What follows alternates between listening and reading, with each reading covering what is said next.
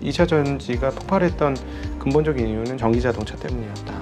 다음에 좀 상승 혹은 뭐 부각받을 만한 섹터 네. 주식들은 어떤 게 있을까요? 시간을 1, 2년 이상 투자하실 수 있는 분들이라면 반도체 업종을 보시는 것도 좋을 것 같고, 결국은 내가 투자로 좋은 결과를 얻으려면 내 성향을 가지지 않고는 안 된다. 이 회사가 숫자를 만들어낼 수 있는 능력치가 있는 회사냐.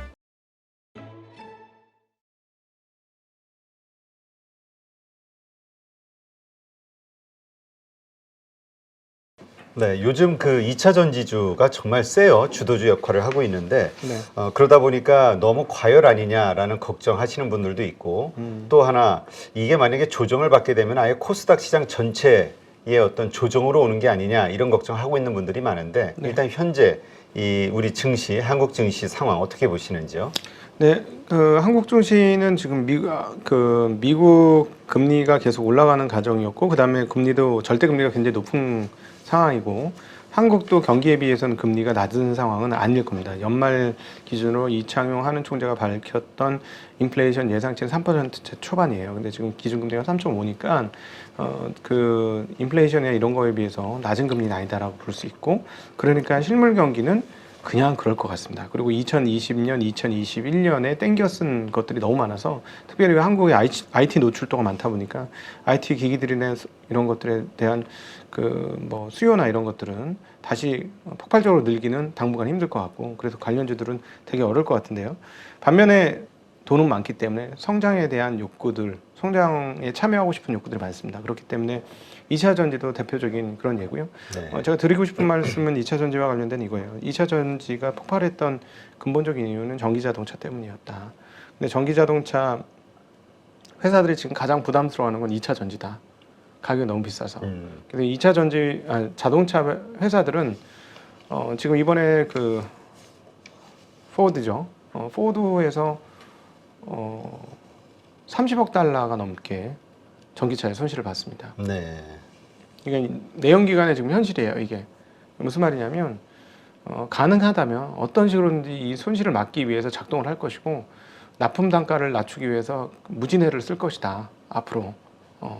그리고 중국산 LFP조차도 가격만 맞다면 쓸 수 있는 사람들이 전기차 메이커들일 수밖에 없다라고 보시면 좋을 것 같고요. 그럼에도 불구하고 저는 개인적으로 제가 전기차를 타는 입장이고 전기차를 지지하는 입장입니다. 그리고 그렇게 빨리 바뀌었으면 좋겠고, 에너지 효율상으로 따지면 자동차에 내연 휘발유를 넣어서 불을 떼어서 그걸 에너지 효율로 동력으로 전환하는데 에너지 손실률이 매우 큽니다. 그게 보통 많은 분들이 1차 에너지라고 해서 전기는 2차 에너지니까 손실이 더 클 것이다 라고 생각하는데, 그렇지 않습니다. 첫 번째 에너지 전환율이 너무 다르기 때문에 제가 이제 그쪽 관련된 분한테 이야기 듣고 나서 제가 완전히 전기차로 생각을 바꿨는데, 전기가 에너지 효율이 더 높습니다.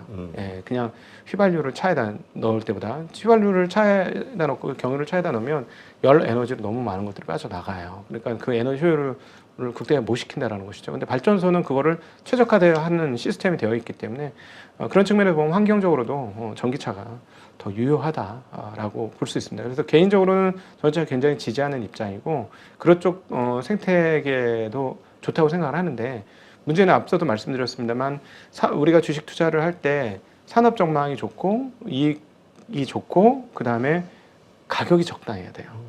가격이 적당해야 돼요. 그런데 앞에 두 개는 너무 좋아요. 앞으로 산업 성장률과 그다음에 현재 이익률은 너무 좋습니다. 가격이 적당하느냐 문제에 있어서는 우리가 어떤 태도를 갖고 있냐면, 좋은 업종을 볼 때는 항상 미래 거를 땡겨옵니다. 근데 저는 1년 또는 2년 정도는 땡겨오는 거는 합리적인 추론이라고 봐요. 네. 투자할 때는 그런 정도는 할 수 있다라고 보는데, 언제 제가 조금 이건 조금 장이 너무 지나치게 뜨거운 거 아닌가라는 생각을 하냐면, 5년 정도를 땡겨오면 이건 조금 좀 지나친 미래 가치의 반영 아니냐라는 생각이 들어요. 왜냐하면 5년 안에 무슨 일이 어떻게 벌어질지 세상 누구도 모릅니다. 그건 모르는 일이에요. 진짜로 모르는 일이에요. 장밋빛처럼 보이지만 실제로 가다 보면 별별 일들이 다 터질 거예요. 그러니까 저는 개인적으로 그렇습니다. 한 1, 2년 정도는 땡기셔도 된다. 가격을. 뭐 좀 공격적인 분은 한 3년도 땡기실 수 있겠죠. 그러나 5년 넘게 땡기시는 거는 좀 무리가 따른다. 그래서 후폭풍 때문에 문제가 생길 수 있으니 그 부분은 좀 조심하셨으면 좋겠다라는 거고요.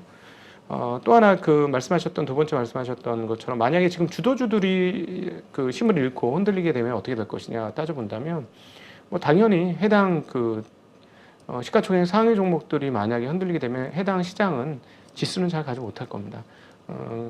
그럼에도 이제 다른 쪽으로 그 자금이 이동할 수는 있어요.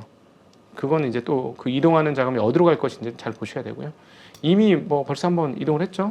로봇 같은 데로 넘어갔다가 또 지난주는 뭐 반도체로 넘어가는 거 아니냐 하는 흐름들을 좀 보여줬으니까 그런 쪽 다음으로 어디로 돈이 흘러갈 것인지를 길목을 잘 잡으시는 게 수익률을 높이는 방법 중에 하나입니다. 그러니까 개인 투자자들이 뭐 전업으로 투자할 수 있는 게 아니기 때문에 아침에 사서 저녁에 팔고 뭐 점심에 사서 저녁에 팔고 이렇게 뭐 정말 트레이딩을 할 수 있는 그다음에 스캘핑을 할 수 있는 그런 입장이 아니라면 앞으로 좋아질 업종에 먼저 자리를 좀 틀고 있는 그런 식의 방법이 좀 덜 다치면서도 기회를 만드는 요소가 되지 않을까 하는 생각을 하고 있습니다. 네. 그렇다면 다음 뭐 말씀하신 대로 길목을 지키자라는 측면에서 다음에 좀 상승 혹은 뭐 부각받을 만한 섹터 네. 주식들은 어떤 게 있을까요? 일단 저는 올해 중국 시장에서 지난 3개년간 계속해서 감소했던 안드로이드 폰의 수요가 어떻게 될 것인지에 관심이 많습니다. 그래서 안드로이드 폰이 지금 3년 내리막길, 두 자릿수 내리막길이에요. 그래서 이게 이제 더 이상 내리막길을 안 간다면 여기에 밸류 체인들이 가격이 많이 떨어져 있습니다. 그래서 이런 쪽에 IT 한번 보셔야 될 것 같고요. 그다음에 그 요즘에 뭐 GPT AI, 생성형 AI 이야기 굉장히 많이 나오는데 이게 실생활에 도움이 되려면 한 2, 3년에서 3, 4년 더 걸리지 않겠습니까? 그럼에도 불구하고 서버 확충 욕구들은 있을 것 같아요. 그러면 서버 확충이 된다면 당연히 반도체 기업들은 좋아지죠. 그러니까 재고 조정이 끝나는 그 순간부터는 반도체 기업 그 어떤 기약을 할 수 있으니 시간을 1, 2년 이상 투자하실 수 있는 분들이라면 반도체 업종을 보시는 것도 좋을 것 같고 그다음에 이제 저는 개인적으로 엔터 다음 가는 한국의 그 산업 성장 영역으로 꼽아보라면 K 뷰티 헬스케어를 생각합니다. 그래서 이런 쪽에서 그동안에 2018년 이후에 계속 바이오 제약사들이 좀 어려움을 겪으면서 한꺼번에 어려웠었거든요. 근데 이런 쪽으로 괜찮은 기업들은 지금 뭐 몇몇 기업들은 이미 많이 올랐습니다. 그래서 찾아보시면 아직 안 오른 기업들이 많기 때문에 이런 기업들을 한번 잘 설정해 보시면 어떨까 하는 생각 가지고 있어요. 네. 자, 그렇다면 그런 그 주식을 찾을 때 왜 그 섹터 내에서도 이제 그 가운데 주도주를 우리가 이제 좀 공략하는 게 좋잖아요. 네. 어떻게 그 주식을 픽할 수 있을까요? 어떤 기준 같은 게 있을 것 같아요. 그거는 자기 기준을 가지셔야 해요. 여기서 좋은 성과를 얻으시려면 남은 이런 남의 기준도 있고 남이 하는 얘기도 있는데 여기서 진짜 제대로 된 투자자가 되고 싶다면 틀리든 맞든 내 기준대로 하셔야 돼요. 대신에 틀리면 고치고 맞으면 발전시키고 이 과정을 가시면서 하셔야 되는데 그게 사람 좋아하는 음식이 조금씩 다른 결이 있잖아요. 좋아하는 스포츠도 조금씩 다르고 그런 것처럼 투자도 약간씩 결이 달라요. 그래서 여기서 제가 무슨 말씀을 드린다고 그걸 따라가서 좋은 결과를 얻으실 수도 있죠. 근데 결국은 내가 투자로 좋은 결과를 얻으려면 내 성향을 가지지 않고는 안 된다. 한 차례 먹은 거라면 나중에 그걸 발전시키지 못하면 비슷한 상황에서 반대로 깨질 수도 있는 거니까. 그래서 반드시 자기 투자의 결을 만드시라고 말씀드리고 싶고 그렇다면 너의 결은 뭐냐? 저는 개인적으로 어려웠던 기업이 부활하는 스토리를 너무 좋아해요. 그런 스토리 좋아하고 그 다음에 그 이익이 그러면서 증가가 미래가 확실히 보이는 그런 기업들과 산업이 좋아야 미래 이익이 성장하겠죠. 그래서 그렇죠. 이런 기업들을 골라내서 투자하는 성향이고요. 이것도 잘 하시면 2차 전지를 몽땅 가지고 있었다면 올해 뭐 세상 부러울 게 없는 사람이 되겠습니다만 이렇게 한다고 수익률이 나쁘냐? 그건 아닙니다. 그건 아니고 시장 수익률 충분히 뛰어넘는 수익률을 가져갈 수 있고요. 그 다음에 중요한 포인트 중에 하나는 한 번 크게 먹고 한 번 깨지고가 아니라 계속 꾸준히 수익률을 낼 수 있는 거. 그리고 여러분이 기억하셔야 될 것 중에 하나, 제가 그 투자 현장에서 일반인들을 보고 이제 유튜브를 통해서 일반인을 만나보면서 좀 안타까운 부분은 뭐냐면 주식 시장이 먹어야 되는 게임이라고 생각해요. 절대 아니라는 거죠. 그 생각이 머리에서 바뀌어지지 않을 때까지는 큰 돈을 벌어도 나중에 결국 깨집니다. 그러니까 큰 돈을 버셨으면 떠나서 있어야 돼요. 복권 당첨된 것처럼. 만약에 그런 성향을 가지신 분이라면. 근데 여기선 결을 만들면 그냥 계속 참여하면 돈이 계속 늘어나요. 버핏도 계속 그렇지 않습니까? 네. 그래서 단기적인 주가는 나도 모르겠고 별로 신경도 안 쓴다. 장기적으로 우리의 순자산이 증가하는지 그게 중요하다라는 게 버핏의 태도인데, 그 결을 만드시면 여러분들도 투자해서 그런 방법이 될 수 있고, 그래서 드린 말씀이 반드시 기억하셔야 될 게 버는 게임이 아니다. 안 깨지는 게임이다. 방어를 얼마나 잘하느냐가 월등히 중요하다.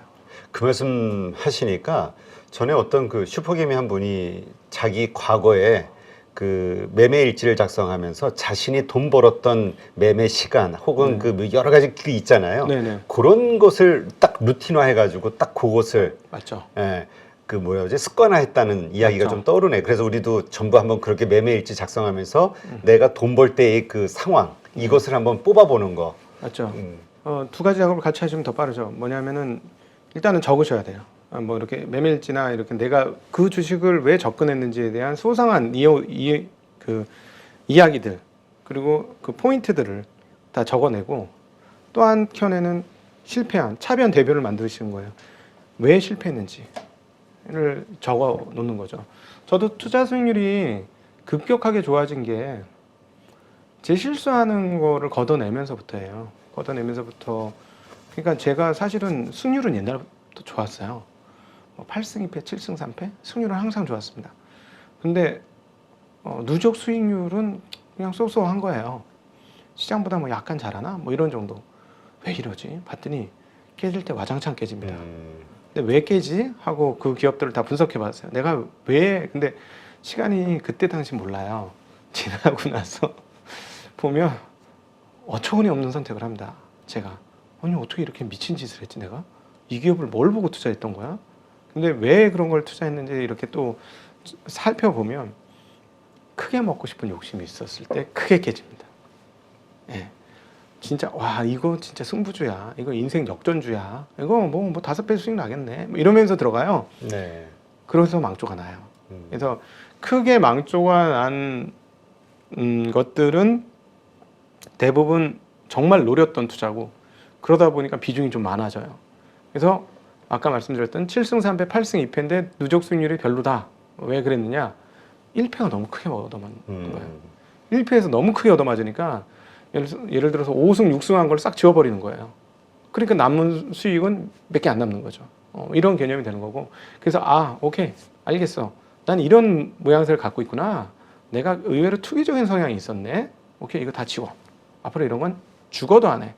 죽어도 안 해. 하면서 싹싹싹 지웠죠. 지워서 그러다 보니까 일단 마음 편한 투자 하실 수 있고, 누적 수익률은 꾸준히 쌓입니다.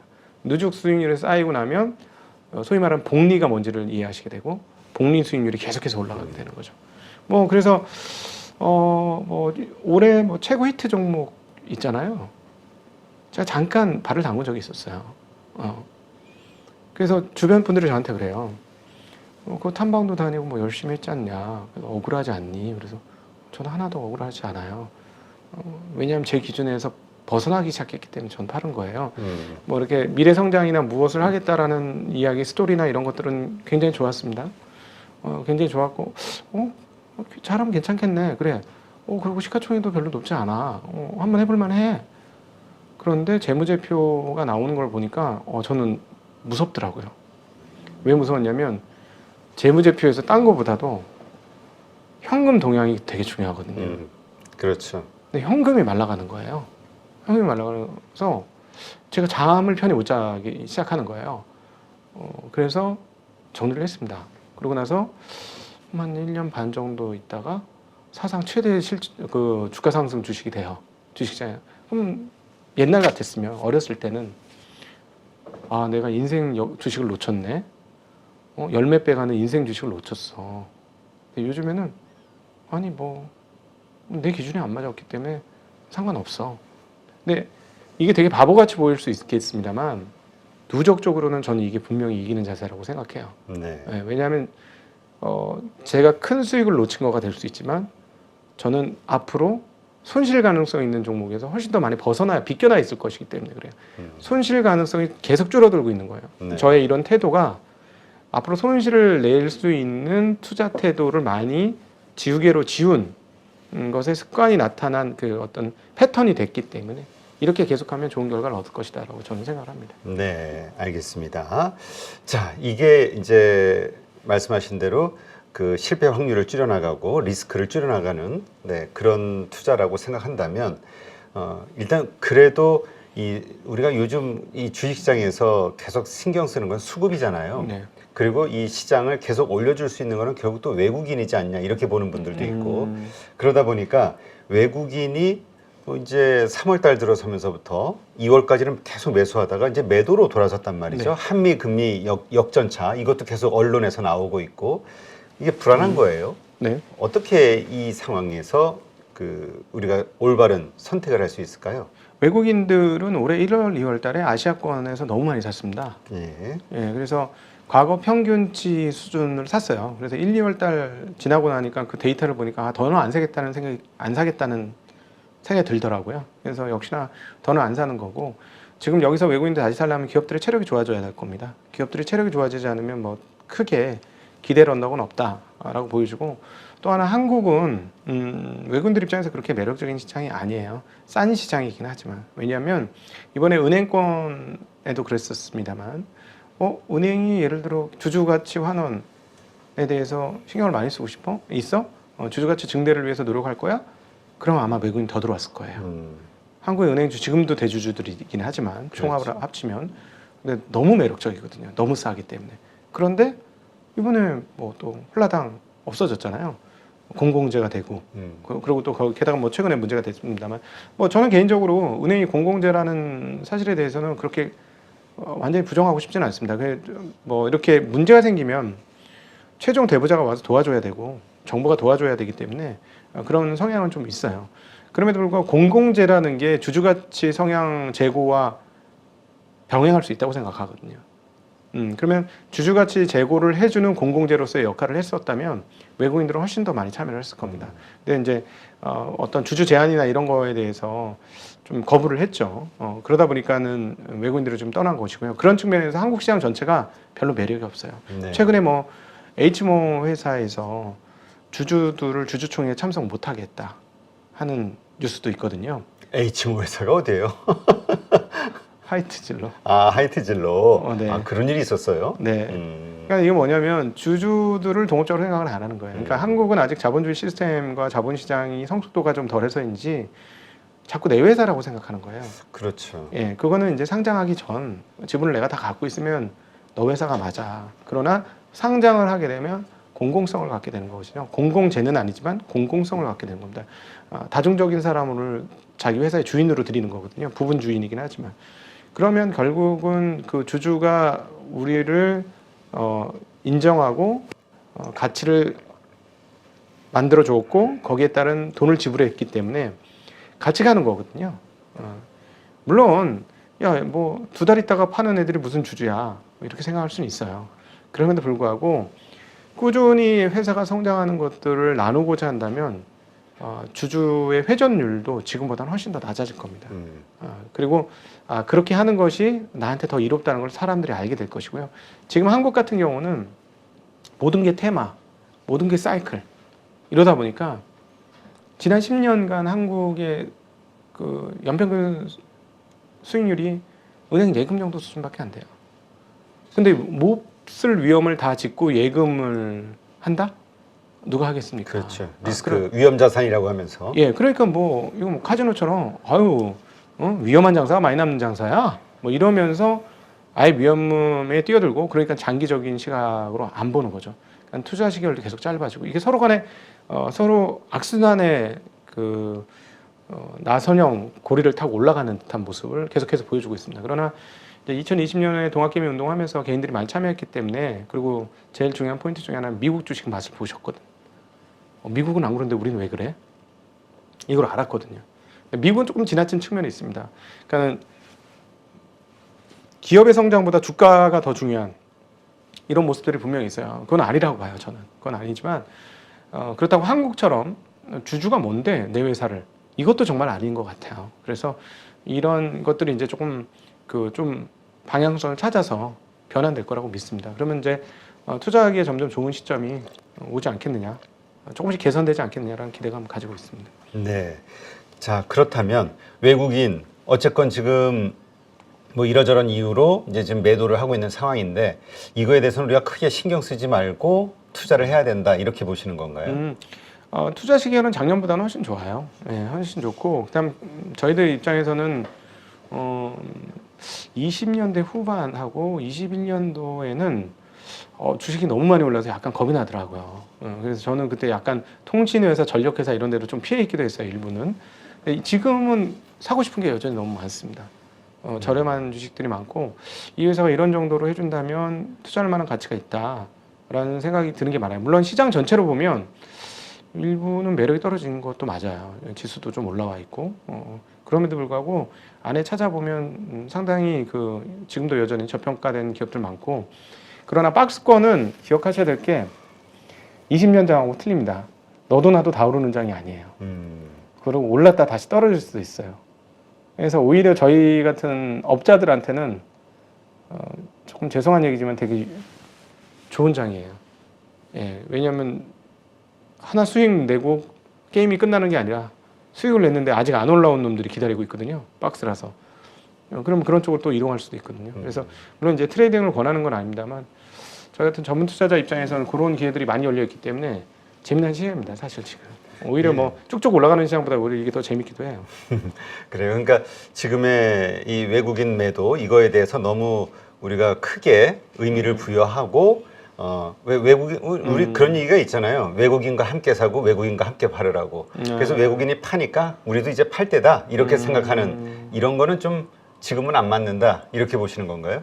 네, 기회는 계속 있는 거고 그러니까 참 그걸 어떻게 표현해야 되나? 저는 자전거를 취미 삼아 하는데 제일 신뢰하는 때는 뭐냐면 오르막이 끝나고 내리막이 시작되면 재미나고요. 뒷바람이 쭉쭉 불어주면 너무 편하게 달릴 수 있어요. 참 좋아요. 근데 참 괴로운 건 반대로 오르막이구나 맞바람이 불면 너무너무 힘든데요.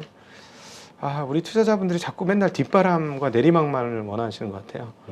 근데 시장이라는 게 그렇지 않습니다. 때가 되면 오르막도 나오고 구불구불한 길도 나오고 그 다음에 역풍도 맞을 수가 있어요. 근데 그러려면 이제 타이밍을 잡으셔야죠.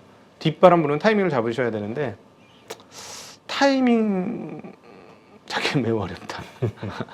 타이밍으로 돈 벌기가 참 많이 어렵다. 그래서 저는 좀 답답한 게 왜 어려운 길로 가려고 그러지? 왜 이렇게 어려운 길을 가려고 그러지? 이런 생각이 많이 들어요. 그렇다면 우리 개인 투자자들이 좀 마음 편하게 혹은 쉬운 어떤 투자 방식으로 돈을 벌기 위해서는 필요한 전략이 뭐라고 생각하세요? 저는 요즘에 기업을 볼 때 예전에는 숫자를 많이 봤는데 요즘엔 숫자 이면에 뭐가 있을까를 봅니다. 그러니까 이 회사가 숫자를 만들어낼 수 있는 능력치가 있는 회사냐, 소위 말하는 이익을 잉태할 수 있는 DNA, 그다음 영혼, 정신 이런 걸 가지고 있는 회사냐, 이런 굉장히 중요하게 봐요. 그래서 그런 것이 포착되면 주가가 떨어지든 오르든 편하게 주식 투자를 하는 편입니다. 떨어지면 더 신나고요. 더 많이 살 수 있으니까. 그래서 보시면서 주가가 지나치게 높지 않은 경우에 하나의 해석입니다. 옛날에 우리나라에 확고한 지배력을 갖고 있는 회사 있죠. 카카오. 근데 문제는 가격이 너무 높았어요. 그게 이제 사단이 난 거거든요. 아무리 좋은 회사라도 가격이 너무 높으면 사시면 안 되고요. 정말로 확고한 경쟁력과 앞으로도 계속 뻗어나갈 수 있다. 그리고 그 회사가 그렇게 잘 돌아가고 있다. 이렇게 보여준다면 그런 회사가 가격이 남들이 인정을 못 받아 뚝뚝 떨어져 있다. 그런 것들은 되게 좋을 것 같아요. 물론 이미 이제 좀 지난 얘기이긴 한데 하나의 예를 들어보면 의류회사 중에 동그라미로 시작하는 의류회사가 하나 있습니다. 이렇게 탐방을 가봤더니 회사가 정말 저력이 있더라고요. 업력도 오래되고 그래서 그 어려운 20년 코로나 장에서도 주문이 줄지 않아요. 왜? 왜 안 줄어요? 라고 물어봤더니 오더를 주는 외국 대기업들이 더 편하게 생각한다는 거예요. 우리한테 좀 더 안심을 하고 더 안정적으로 영업을 할 수 있다고 생각해서 우리한테 더 영업 오더를 준다는 거예요. 그리고 그 회사의 공급 물류 사슬을 잘 보니까 정리가 너무 잘 돼 있어요. 그게 문제가 생길 게 없는 거예요. 야, 이런 회사 참 좋구나.